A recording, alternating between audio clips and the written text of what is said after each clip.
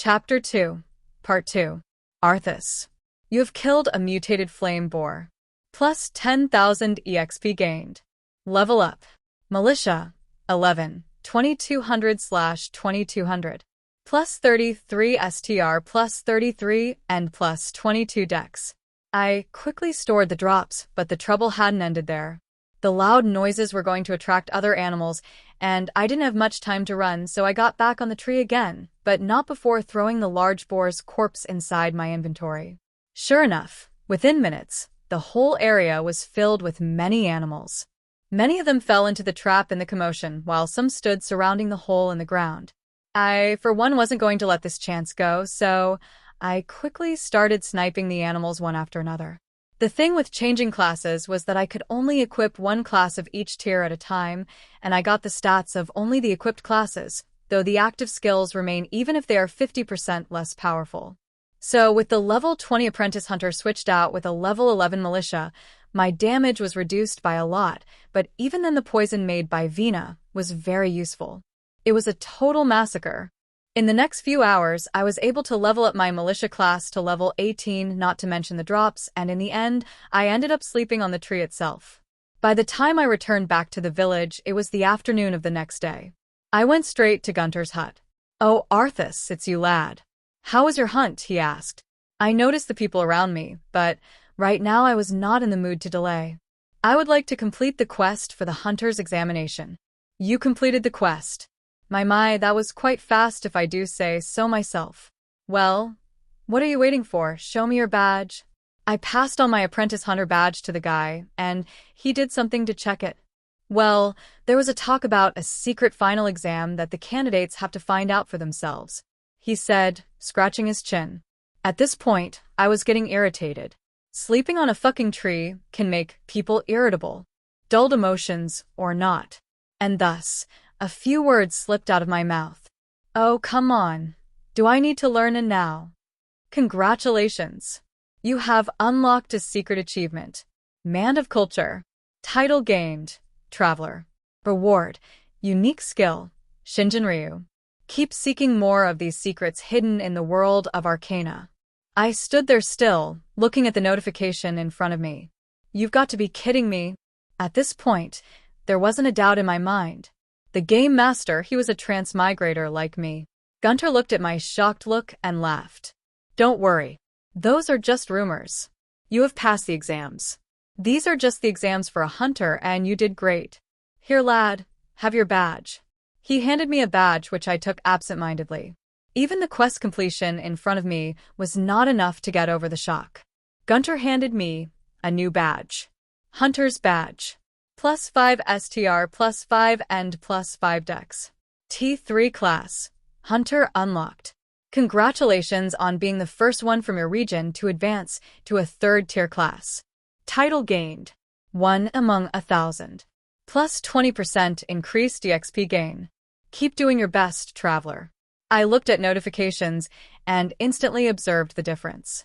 The last time I remember it was addressing me as player instead of a traveler. I quickly checked the title one had received. Traveler. A special title given to those who complete the hidden quests, Man of Culture. Plus 1 to all stats. Plus 2% to EXP gained. Note, the effect of the title can be enhanced the more secrets the traveler discovers in the world. I couldn't help but look up at the sky. The game master, Surzex Lucifer. He looked at the sleeping figures of his family members. It had been a day since they had fallen unconscious and entered the game. When the announcement appeared in the skies of the underworld, many of them had been taken aback. Such a feat couldn't be achieved by a normal man. This was someone far beyond him in power. Most of the people in the underworld didn't even understand what was happening, as human games were not that easily available in the underworld and thus were not that popular. It was almost 8 hours in that he was informed about Rias and her peerage by her knight, the only one who had been out for a contract. While he was there to investigate her condition, he was informed that his mother and Graphia were both in the same condition. Apparently Mother had wanted to try the game she had heard about from Rias and had dragged Graphia into it too. They were not moved from the place carelessly, fearing that it might stop the game and take their lives. Ajuka himself made sure that they could be brought to the underworld and to the Gremory mansion without disturbing the game. He was still getting updates about the devils who had been in the same situation. The game's soul art online was massively popular as a marvel of technology, and even Ajuka had praised it. This had resulted in several devils playing the game. And not only devils, several members of other pantheons had done so as well, and now each and every one of them were in a similar situation. "Can't you do anything, Ajuka?" he asked his friend who had been checking up on them. Ajuka got up and looked at him and shook his head. "The magic is too strong, and with the soul involved, I cannot take the risk. It would be beyond repair if something were to go awry." He gritted his teeth as his power leaked out a bit. "Control yourself, Sirzex. There are patients," his father chided, and he quickly reined in his powers. Taking a deep breath, he forced himself to calm down. "I am sorry. I lost my composure for a moment. I know you're worried. I am too. But at such a time, losing your calm will not help anyone," his father explained slowly. "Yes, father." Suddenly, the door to the room opened, and a servant rushed in. "And my lord, Tita, there's a body hanging from the top of Lucifer Castle." The man looked pale. "What? Whose body is it?" It's Rizavim Levon Lucifer." Before he could get over his shock and ask more, he heard a familiar sound and rushed towards the window to see the same screen in the sky once more. Game Master. He looked at the faces of the people of the underworld, staring at the sky. As he had expected, someone had tried to mess with his plans, and it was none other than the spoiled son of Lucifer. So, he decided to show them the consequences of such actions. "Well, hello everyone. I didn't expect to see everyone so soon. Oh, who am I kidding? Of course I did. I knew there would be idiots who wouldn't pay attention to my warning. Seriously, was it so hard? I did warn you about Angry Me, didn't I? And guess who it was?" He paused a bit to let them digest the information as the screen changed to the top of the Lucifer Castle, where the dead body of Rizavim was hanging. Bingo! It was the spoiled son of Lucifer. Seriously, these idiots have more pride than they are worth. Did he think he was special because his daddy was the big bad devil? Or was it because he was a so-called super devil? The dumb moron was the weakest of all three of his kind, and yet had the biggest ego among them. He looked at the ugly looks on the faces of the devils. "You morons put too much weight on that silly title, and in doing so you forget a very simple thing. A super ant is still an ant. I can eat them for breakfast, lunch, and dinner, and not even burp. So, know your fucking place. I am not like others who would bear your tantrums for the sake of world peace. I would simply erase anyone who annoys me. If that's the whole race, then so be it. Is that understood? And this," he pointed towards Rizavim's body, "was just a small example. The entire underworld had gone silent. It seems that I need to show how serious I am about my game. Then so be it. Let me repeat myself once more for the last time. The only way the game will end is if the players win the game.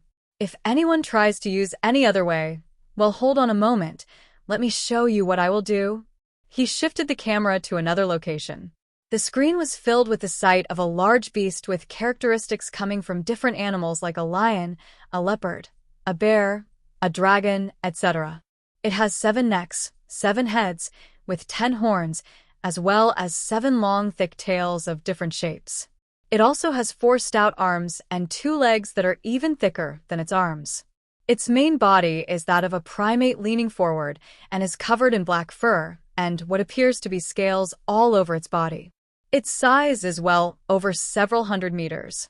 Even through the screen, anyone could feel the strength of this beast. This is the Beast of Apocalypse, 666, the beast that brings the end of the world and all. You must have heard about it in many of the myths, even in the Bible. Oh, especially in the Bible. After all, the being the god of the Bible had locked up even knowing that it might lead to his own end. The Beast of Apocalypse, 666 foot, or as it is called, Trihexa, the big guy from the Bible, was severely weakened due to sealing him after all. He was barely at 5% of his power in the Great War. What? How could you little devils and fallen angels ever dream of matching him at full power? The so-called super devils of the current age would have been sniveling babies in front of the big guy. He laughed, and none of the devils or fallen angels on the screen spoke.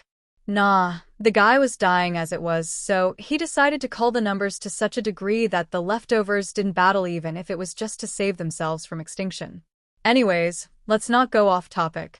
So, if anyone tries to stop or even interrupt the game, I will release our little pet in their houses.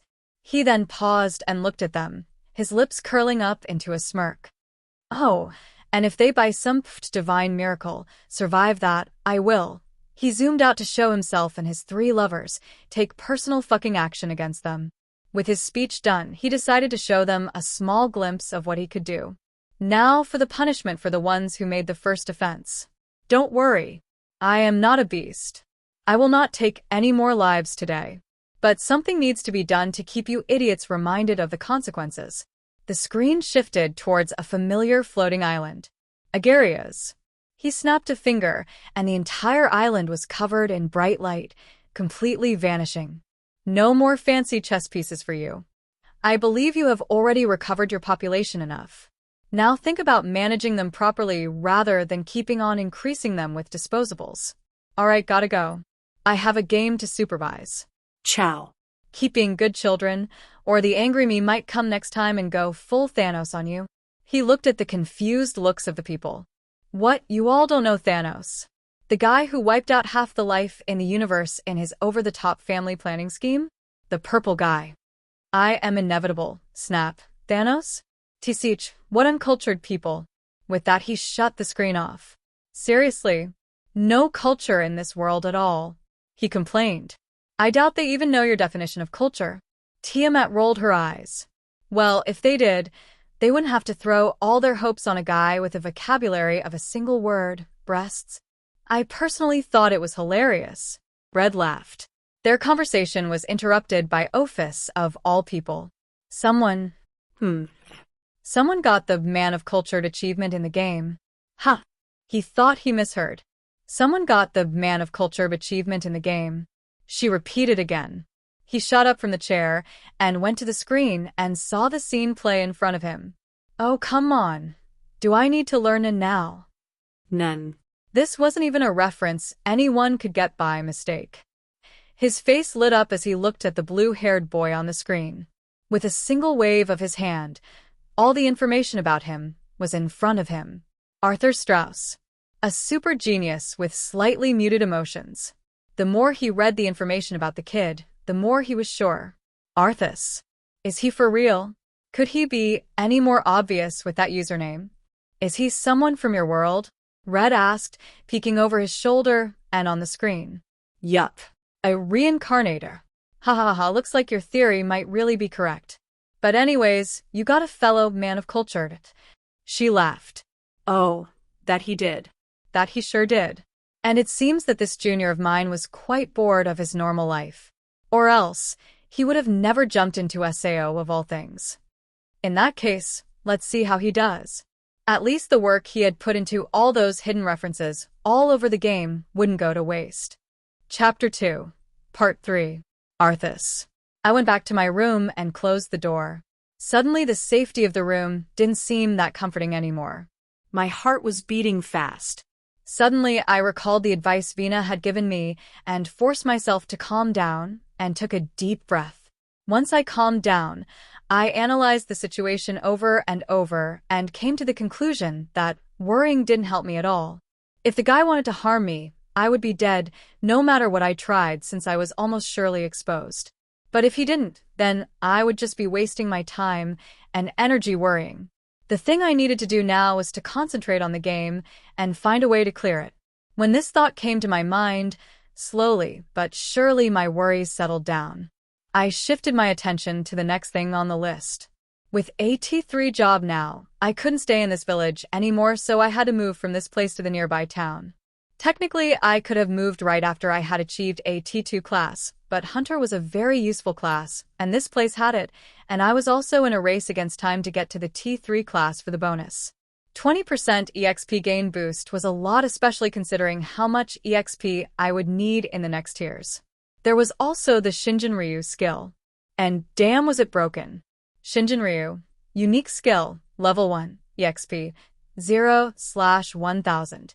Shinjin-ryu, or style that originates from the heart, is a school of martial arts in which the practitioner learns hand-to-hand combat as well as the ability to control their aura for combat.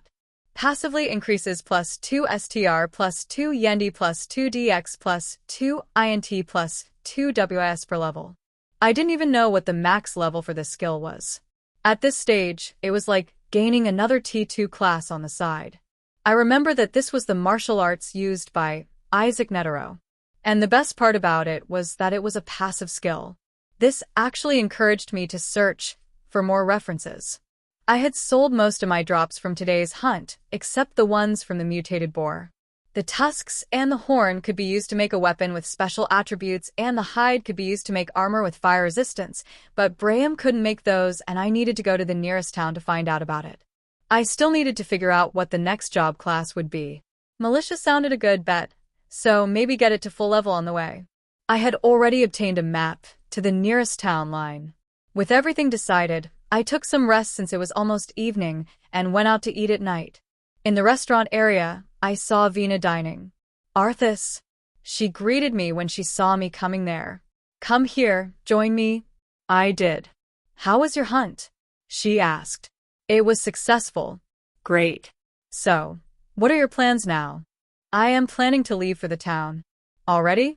Then again, this village doesn't have anything more to offer you, so that makes sense. How is your leveling going? Better than I was expecting. I put up a small stall near the village center, offering to make medicines and items for people who could bring me raw materials and pay a small fee. They were quite excited and offered me several jobs. I leveled up by 3 levels today. 3 levels just by sitting in safety and making some powders. Production classes could be such utter cheats. Are you planning to go the production routes all the way? I asked.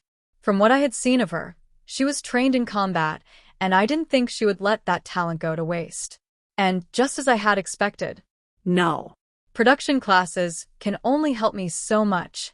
I decided to use this to gain some levels first as, while not comparable to combat classes, these classes still give decent stats. And having a way to earn some money safely never hurts. Although the speed of leveling is slowing down a bit in this place. I think I might move to the town too. Could I hitch a ride? Sure. The route to the town is relatively safe. Then I will provide for the items we need on the way. Deal. So when are we leaving? Tomorrow morning. You don't waste any time, do you?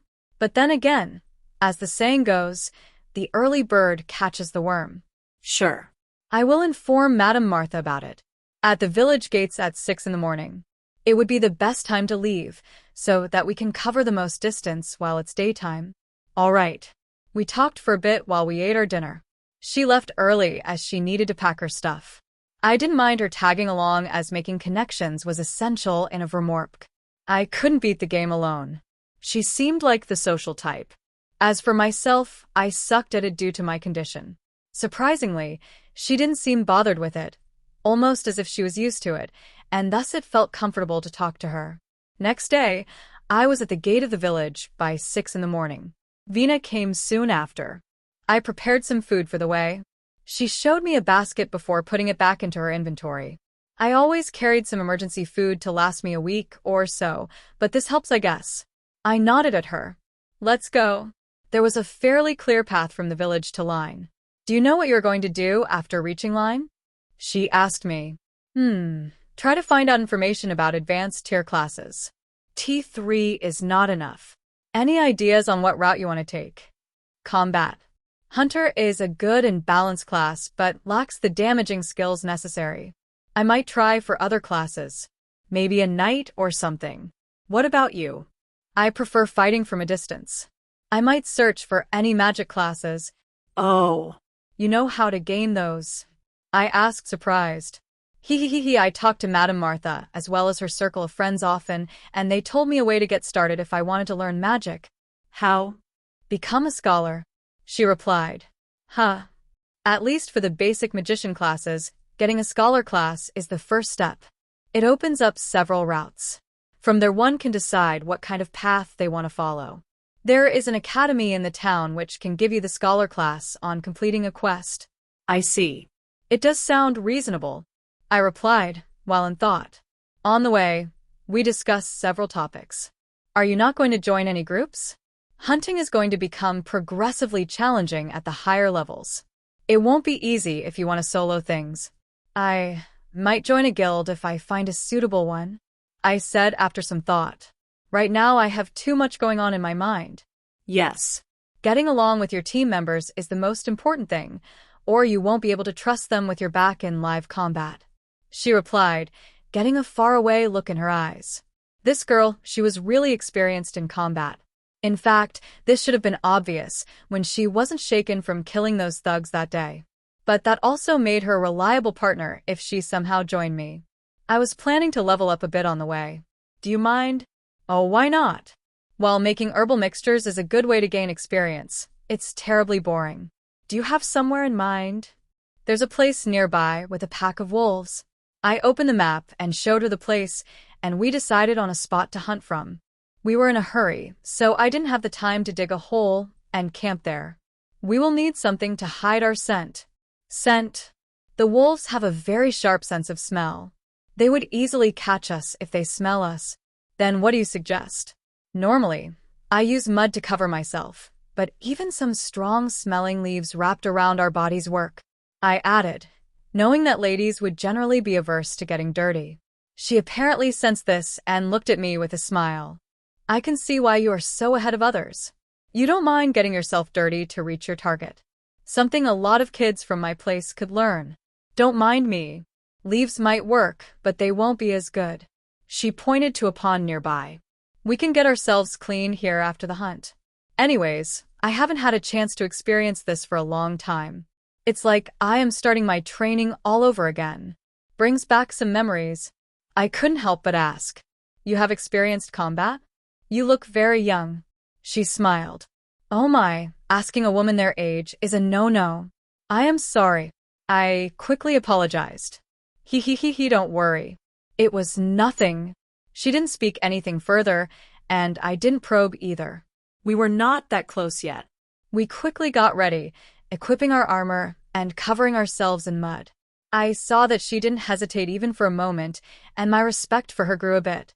We ventured inside the forest, and I found a tree for us and quickly made ourselves comfortable. For bait, I brought out the meat of the boars I had hunted and tied it to a nearby tree. Vena brought out a pouch of poison and smeared it on the meat. Huh. I wasn't doing that before. But then again, I used to hunt for boars whose meat could be eaten. Wolf meat is hard and tastes like shit, so it didn't matter. Finally, I looked at her and decided to test something for the first time. I opened the party option and sent her an invite. She looked surprised for a moment but accepted it. And then the hunt started. The gray-back wolves of this area were all T2 beasts and actually had a good sense of smell. There were sounds of growling from the nearby bushes within minutes, and we waited with bated breaths. A pack of 5 wolves appeared, and I was about to shoot when Vena stopped me, shaking her head. Let them eat. I looked at her for a moment and agreed. The wolves bit and tore off the bait from the tree and started eating it then and there, and within minutes, they began stumbling into the ground. Sleeping powder. She smiled. Oh. So that wasn't poison. With such easy targets in front of me, I started the attack, and within seconds the entire pack of wolves were down. I went down and replaced the bait, and Vena did the same, but she actually gutted the wolves in the place and let the blood cover the area. The smell will attract more wolves. With this in mind, we quickly stored the body of the wolves in our inventory and got back up on the trees. 5 hours in, we had hunted 25 wolves. Chapter 2, Part 4. Arthas. I noticed that she had changed her class to militia. It seems that she had received that class as well. My militia class experience was full, and I got a notification. T3 class, Squire unlocked. T3 class, Guard unlocked. T3 class, Apprentice Swordsman unlocked. T3 class, Apprentice Spearman unlocked. T3 class, Novice Archer unlocked. Several announcements appeared in front of me. Wow. So many options. After a minute of thought, I chose Squire. Squires can become knights, which is a fairly balanced class with offense and defense. I had it in mind for a while. It was then that something happened that I was not expecting. A hull sounded in the area, and several others soon joined it. The total number was almost 20 from what I could make out. This is a bit beyond my expectations. We hid in the branches and looked down. What came out of the bushes this time was a wolf, almost twice as large as the normal ones, and the most unique thing about it was the unique red color of its fur. Son of a bitch. Was this the area where the mutated wolf hunted? I had not investigated its hunting grounds after I had excluded it from the list. The wolves had red eyes, and I saw the bloodlust status on them. They were not even paying attention to the meat in front of them. This was bad. We didn't move, and kept still. I could fight and even win against the normal wolves, but against the mutated one, especially with an entire pack, that would be hard. I never faced this situation before because of the pits I dug normally. We kept waiting for them to leave, but instead of leaving, even more appeared, and by the end of the next 15 minutes, there were around 50 of them. Vena looked and messaged me. We target the boss. Currently, that's the only wolf which can harm us by trying to break the tree. I will try to weaken it, and you take it down. We will take care of the others after that. Sounded like a good plan, so I nodded, and she brought out a heap of pouches from her inventory. Cover your face. She warned before she tied a scarf on her face as a mask.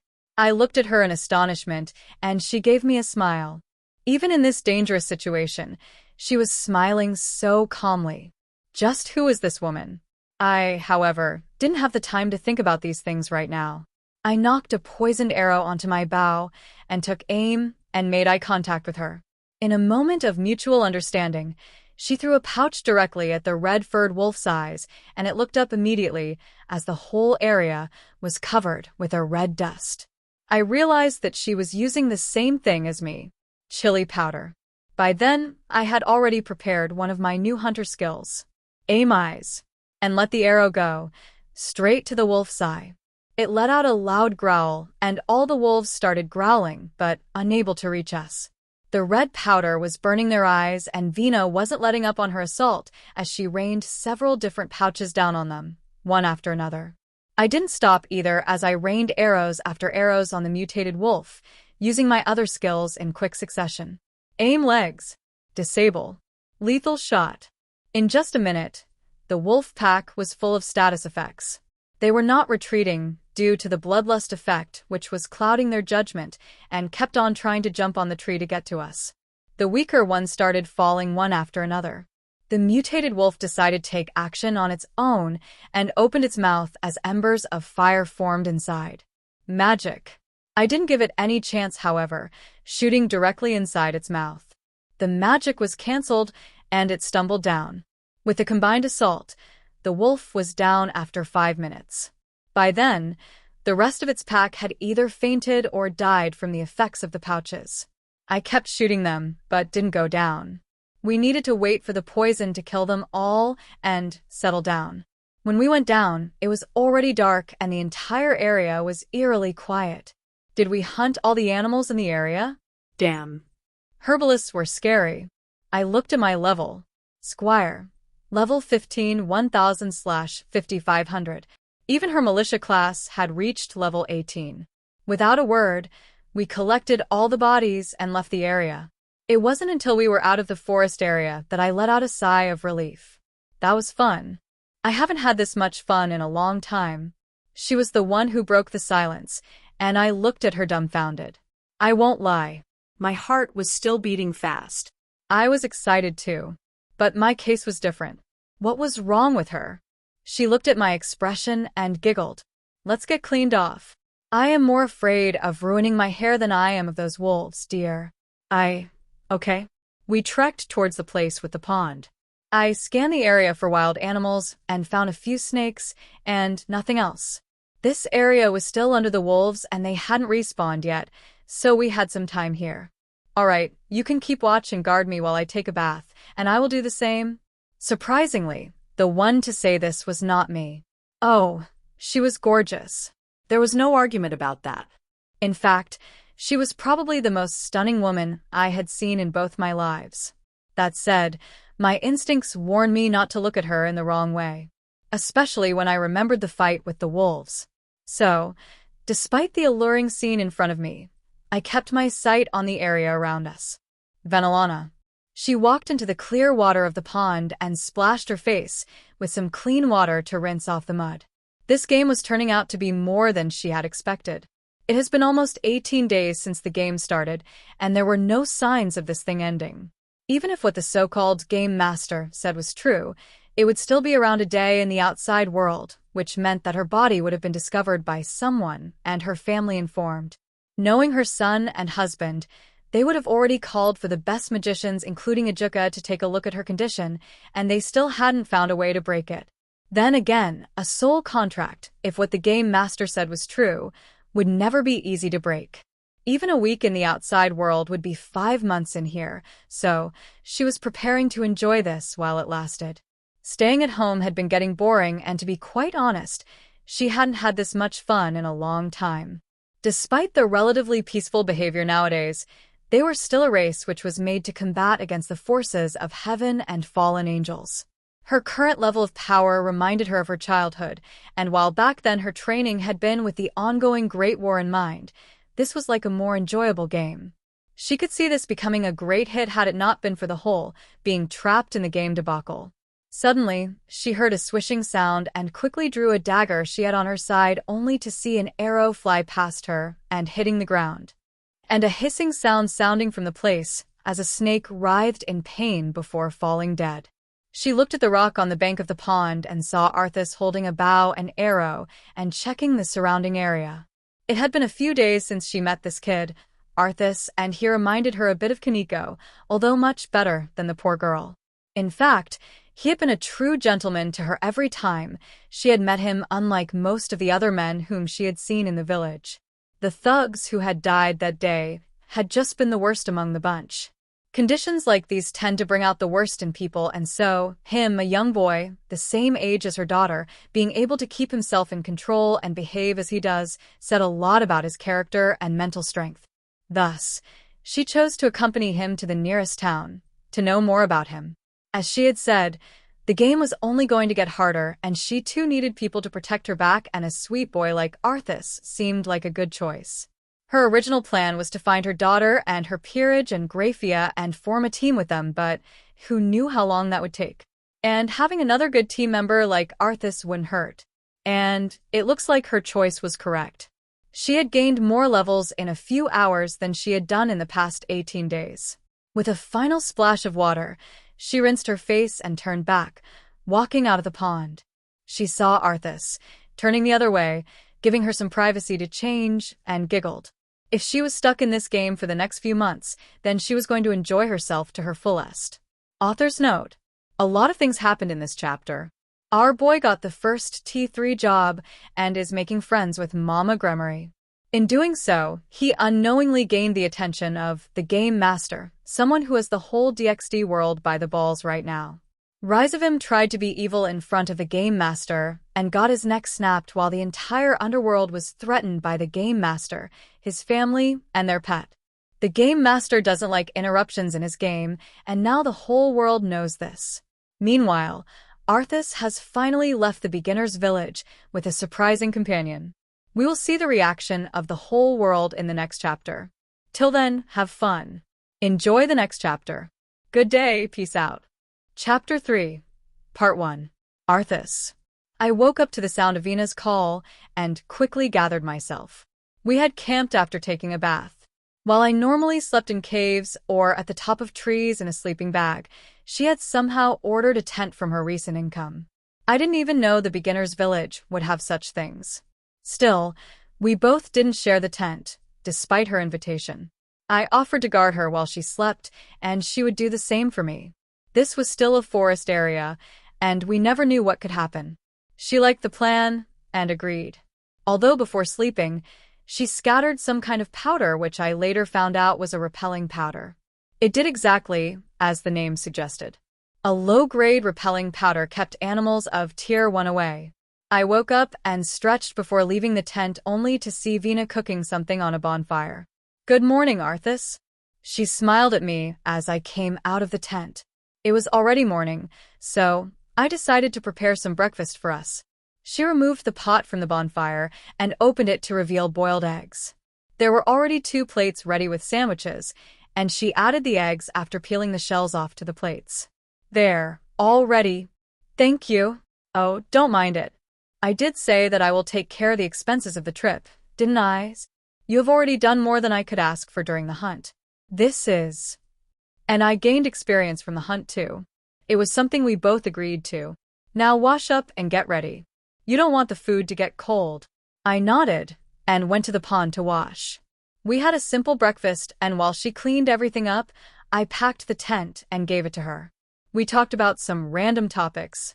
Finally, we set off for the town of Line to complete our journey. The rest of the journey was quite uneventful as we didn't stop anywhere to rest or hunt. While we would have loved to do so, first, we were in a different area now, and the level of animals near the area was higher. Secondly, Vena didn't have any of her special pouches anymore, so we didn't dare take any risk. It was late in the afternoon that I saw huge walls in the distance. The town of Line was up ahead. After arriving, we saw a big wooden gate with 2 guards. Vena took the lead and spoke to the 2 guards. We had to pay some money at the gate and were easily allowed entry. Welcome to Line. A message flashed in front of my eyes, and I stopped for a second. Vena's steps halted, so she must have seen the message too. We looked at the town, which looked like a town right out of medieval Europe. Stone buildings with red tiled roofs, people going around the place using carriages and horses. The roads were paved with a stone which looked quite similar to granite. What's the plan now? She asked me. Let's find a place to stay first. Then we can go around and search for information and share whatever we find. And finally, we can sell the things we've hunted, I proposed. She was good at communicating with people and thus could get information from places which I couldn't. I wasn't so arrogant that I wouldn't accept that she was better at such things than myself. That sounds like a good plan. We asked around and found an inn. The cost of renting a room in this town was 10 times more than back in the village. It was understandable, but surprising.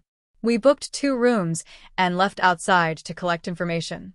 I asked for the Hunters Association, or as they called it here, Hunters Lodge, to try and see if there was a quest for T4 class for a hunter. From what I learned, the town had a separate commercial area where most of the associations in the town were. With some directions from the people, I was able to walk there in 20 minutes. I saw the Archers Guild, Adventurers Guild, Blacksmiths Guild, etc., each grander than the other. The Merchants Association was on the other side of the town near the market. The Hunters Lodge was a similar building, completely made of stone. It had the emblem of the Hunters Lodge on top of the huge gate. On entering the building, I directly went to the counter. The receptionist was named Sasha. Hello, what can I do for you? My name is Arthas. I am from the Redwick village. I place my hunter's badge on the desk. I recently became a hunter and wanted to register here. Oh. A new hunter from Redwick. How is that old man Gunter doing? She asked as she took the badge and started the procedure. He is fine. Mostly enjoying his semi-retired life.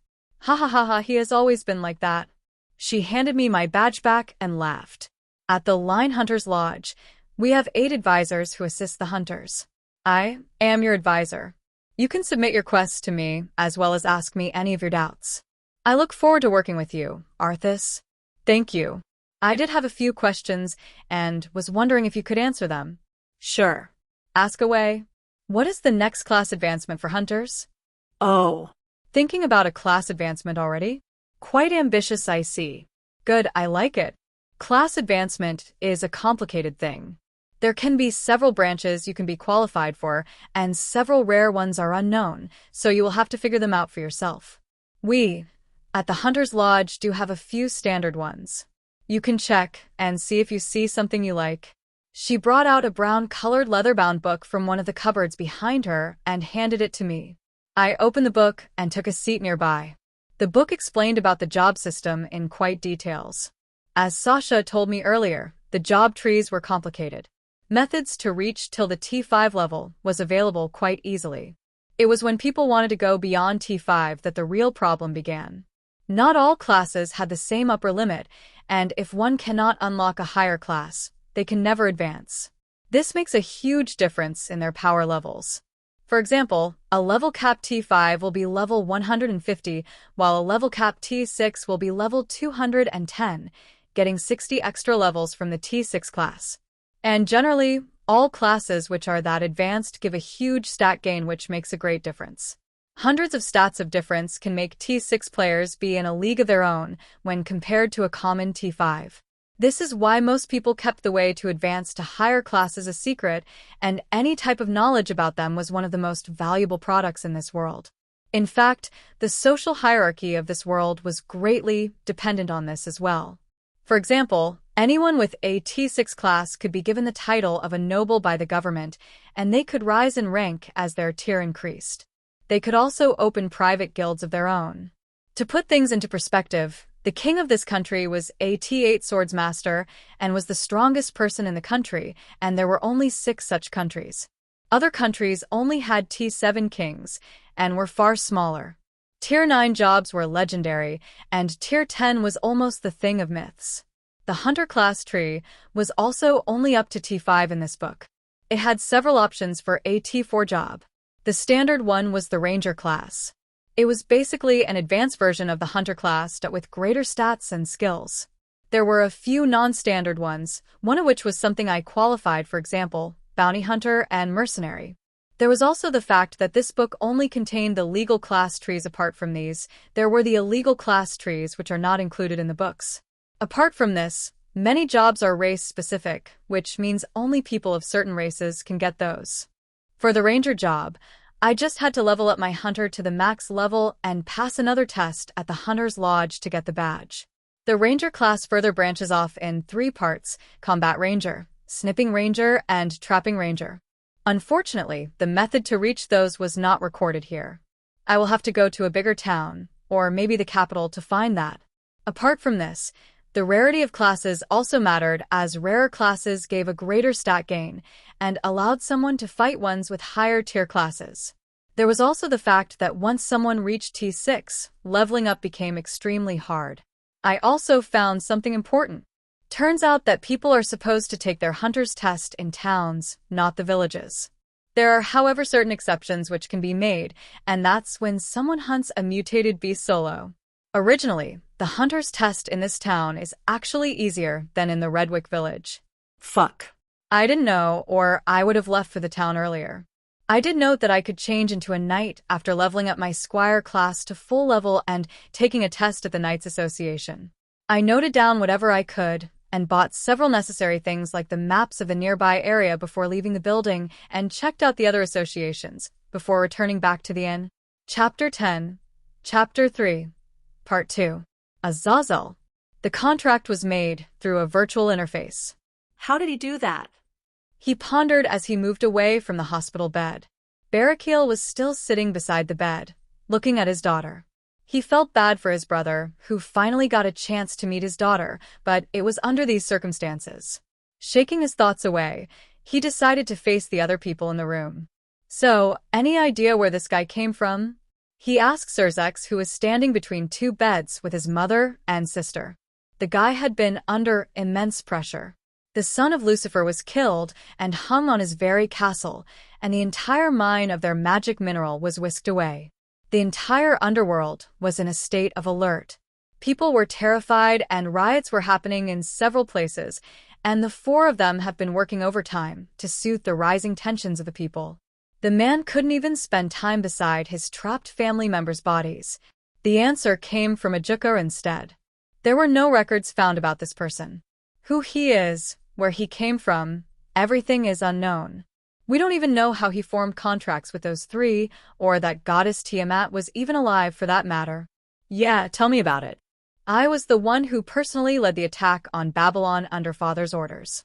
We wouldn't have dared to do so if she had been alive. Both she and her first husband were strong, far stronger than any of you can imagine. If they had been alive, even if heaven had won, it would have been Pyrrhic at best, and we would have been slaughtered by other pantheons. She was dead. If not, there was no way those guys in the Mesopotamian pantheon would still be alive. She would have killed them without a doubt.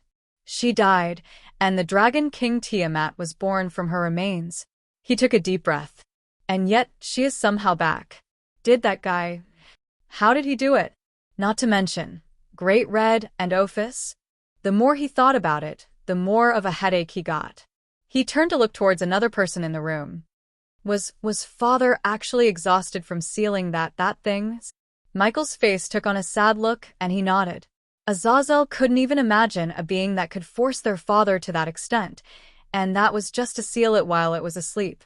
They moved out of the hospital room to a meeting room. What do you all know about this game? He asked. Ajuka shook his head. As much as others. We checked, and it turns out that not even the employees who work in the company knew who they worked for. Everything was fake. The owner of the company didn't know anything either. They were checked thoroughly, and there weren't any signs of tampering with their memories, or at least any that we could notice. They are currently under custody, being questioned by the governments of different countries about the way to end the game. It was due to this that several governments contracted us. Several other supernatural beings were contracted too. Yes. We received several requests as well. Not that anyone would dare to accept those. He shook his head. The entire supernatural world was shaken due to the example made of Rizavim. He might not be the strongest one in the world, but he was quite up there on the totem pole. Not to mention the threat of releasing that thing and then coming out to deal with everyone by themselves. By the way, what about that Thanos guy which the Game Master spoke of? Michael asked. The Mad Titan, the purple guy, and someone who had erased half the life of the universe. He shook his head. No. There has never been any records of any such beings. Not even the oldest of gods knew of such a being. The Greeks are running around trying to find out any clues about this guy, but to no avail. I have heard that several pantheons have taken to aim at Zeus after the mention of the Titan. Michael said. Oh, they did. People from all over the world were so publicly endangered. There has never been a case where a supernatural force had taken a direct action of this scale involving humans. Zeus is running around, panicking at the slightest of things since the reveal of that name. I personally think that he was just trying to throw us out of the loop.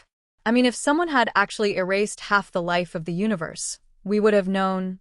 That was probably something he said to throw them out of the loop. Would we?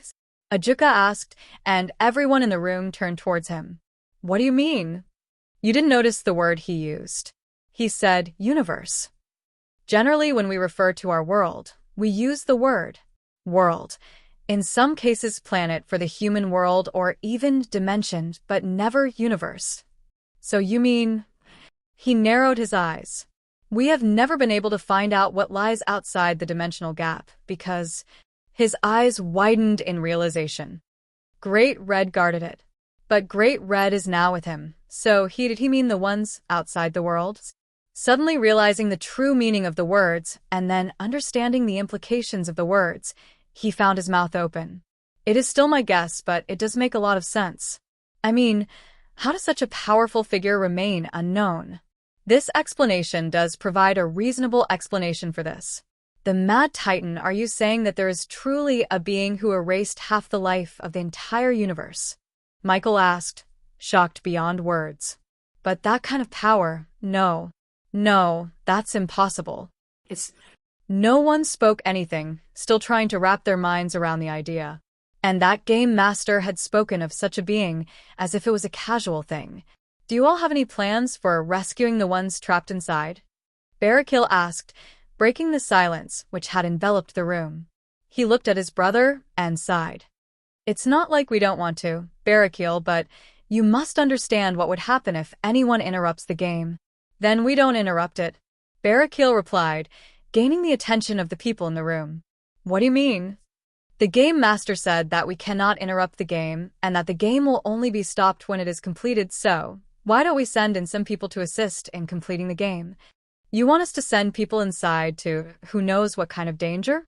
Barakil, I understand that you are worried, but how is it any different from any missions we did before this? There is always the danger of the unknown, always a risk of life.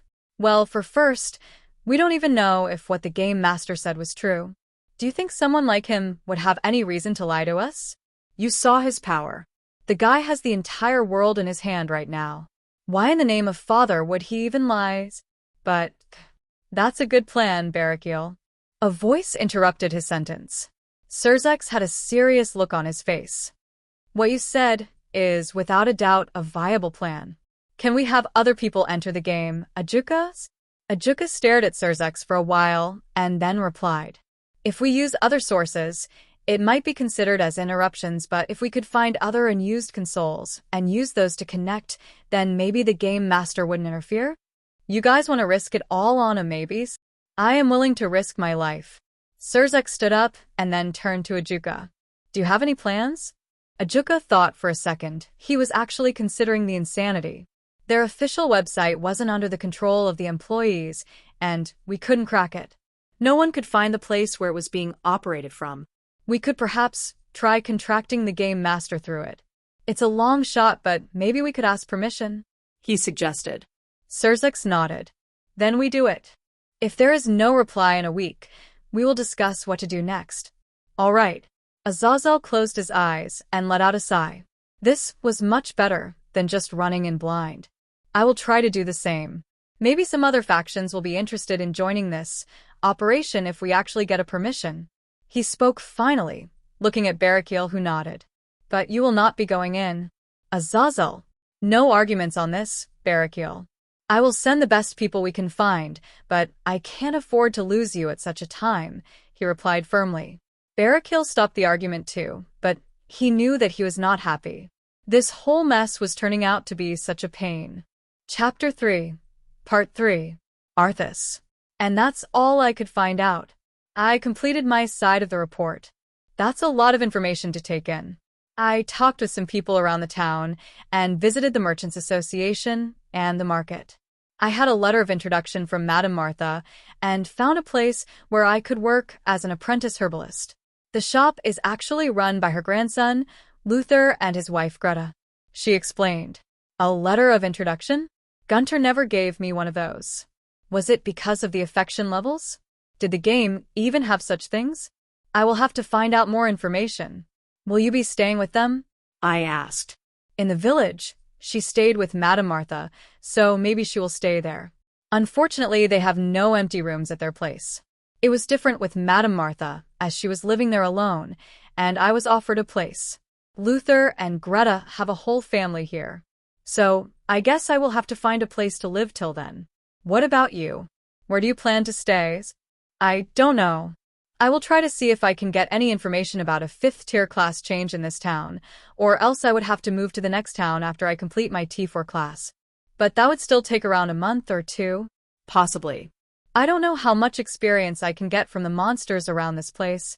My usual hunting methods will not work, as the T3 and above monsters would just knock down any trees I use as my base, and they could also jump out of the holes, so my leveling speed will be reduced by a lot. I was thinking about renting a place. Staying in the inn is not economic. I found some places which are being rented. They are cheaper than staying in the inn. It's just that the budget is not something I can afford alone, so I wanted to ask, will you like to share a house with me? I can cook, she added with a smile. I looked at her with a surprised look. You want to share a place with me? You don't even know me well enough. I like to think that I am a good judge of character. She smiled. I just looked at her blankly. Oh, come on. Don't tell me that you are planning to continue the rest of the game by yourself. You will look for teammates, right? Yes. It's just that I hadn't thought that much about it. But now that I think, she is a good option for the first party member.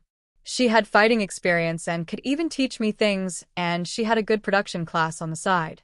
And the thing she said about the budget was also true. I couldn't stay in inns all the time.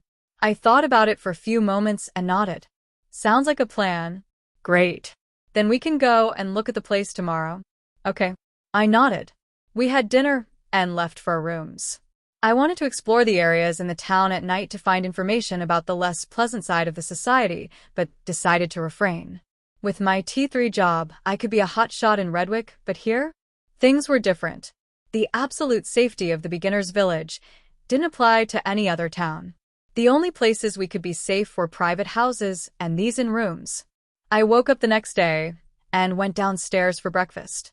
The inn offered a bucket of water for a coin to clean myself, but no bathing facilities, so I just brushed my teeth and wiped my body with a wet towel. I will have to find a place to take a bath later on. I stink. This game was extremely realistic, which meant that the feeling of sweat and blood was also as real as it could get. Sometimes it was very inconvenient. Vena was already down there, waiting for me to order. We had a quick breakfast and left to sell the things we had gotten from the hunt. She took me to the market area. As expected, it was far bigger than Redwick. Line has 8 villages under it, similar to Redwick. I think each village must have players who will gather here. There were around 400 players in our village alone, so 3,000 or so people are expected to gather here. This town also has a teleportation array, so players can reach this place from any other big town of the Estar country. The properties in this town are cheap right now, but I think the prices will rise as more people reach here. Vena explained as we walked through the market. You're planning to buy a place here? I asked, surprised. It would be a good investment, she commented offhandedly as we reached the place which she was searching. Colt Blacksmith Shop. Luther suggested this place, as the owner was a friend of his and from the Redwick village too, she explained before entering. I followed her. Unlike the shop back in Redwick, this one had a counter and a room exhibiting all the things the shop sold. There were several weapons and armor lining the walls of the shop and more in the glass cases placed in the middle of the room. The weapons here were grades better than anything Redwick had. There were even some magic weapons. A burly man came out after hearing us enter. What do you two need? Vena stepped forward. Hello. Are you Mr. Callum? 'Tis me. I was recommended to this place by Mr. Luther. Luther, that brat? He asked, taking another look at us. We are from Redwick Village and caught a few things on our way here, which we wanted to sell a few things and commission some equipment.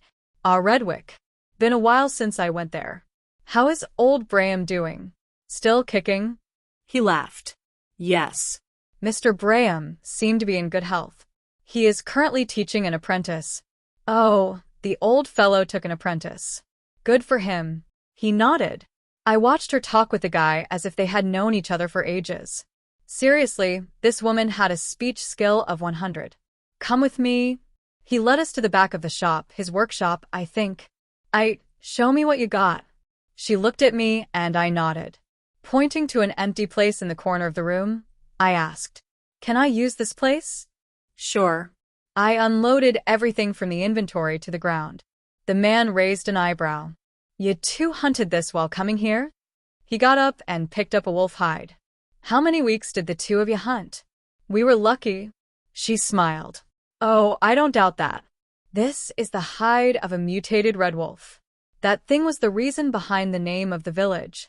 It is by far the strongest mutated beast in the area. You two are lucky beyond words to even survive, let alone hunt all these. I raised an eyebrow at his comment. No wonder the experience gained from that wolf was not reduced even when I was at a higher level. It was stronger than the boar. Damn, I was realizing how big of a shit I would have been in had I been alone back then. I looked at the woman beside me and felt thankful for her presence. Suddenly, the idea of having a teammate felt quite good. She haggled for the price of the goods, and we equally divided the money between us. I offered her the hide and fangs of the wolf for her equipment. Since she was going to be in a party with me, I would rather that she is well equipped. The man said that he would get everything ready in a week, so we just bought some general equipment for her. Then she took me to the Alchemist Association and stocked up on some ingredients to make some of her special pouches for the hunt. Next up on our list was the Adventurers Association. The Adventurers Association, or the Guild as they called it, was not an association of adventurer class users only. Rather, it was a place where people posted their quests and anyone who registered with them could take on these quests. Unlike the other associations, Adventurers Guild took all sorts of tasks as long as they were not illegal. In return, the guild collected a small fee for doing the job. Yes. It was a classic RPG adventure guild. Vena looked around the place curiously while I asked someone about where I could register and was pointed towards the registration counter. The receptionist, Senna, gave up a form to fill, and in 15 minutes, we were officially adventurers. Now, there are a few things you need to know before starting. Firstly, the ranks. Both adventurers and quests have different ranks. From lower to higher, they are copper, iron, silver, gold, platinum, mithril, orichalcum, adamantite. Your ranks can be seen from the color of your identification plates. Senna put a small metal plate in front of us, and I paused. You can only take quests of your rank. Each quest has different conditions, so be careful before taking them. Make sure you read the quest details carefully. She explained several things to us, and while she was doing all this, there was only one thing going on in my mind. Is this an Overlord reference? Was this a chance? Will it trigger another achievement? I was exposed as it is. There was no Hunter x Hunter in this world, and I made a reference which was so far out of the blue that it would be strange if the game master didn't catch me, and that was if the guy was blind enough to notice my name. Arthas. Fuck. Using Arthas as a short for Arthur Strass was a stupid idea. I even got the shitty luck of that poor bastard. But back to the current situation, since I was already in deep water. I'd rather go with the flow and get everything I could out of this. So with this, I welcome you, Mr. and Miss. At this, I decided to take a dive of faith. Mommin, and this is Nabe, and we are Ainslgown. I spread my arms and said in a grand manner. There was a sudden period of silence in the whole guild as the people looked towards me suddenly. Vena looked at me weirdly, but I was looking at something else entirely. Congratulations, traveler. You have discovered another secret. Reward. Undead racial classes will be unlocked without race change. Keep working hard. Traveler. A special title given to those who complete the hidden quests, Man of Culture. +2 to all stats. +4% to EXP gained. Note. The effect of the title can be enhanced the more secrets the traveler discovers in the world. It worked. It fucking worked. Just how did this whole thing work? Would it work anywhere, or if I had said anything else? I will think about it later. For now, I smiled. It's a meme. None of the two understood, so I added. Just joking. My name is Arthas, and this is Vena. Nice to meet you, Miss Senna. The receptionist didn't take my joke to heart either and completed the registration. We left the place after asking her a few things. I looked at her. Where to next? The house. Okay. Unlocking undead classes without racial change? That was awesome.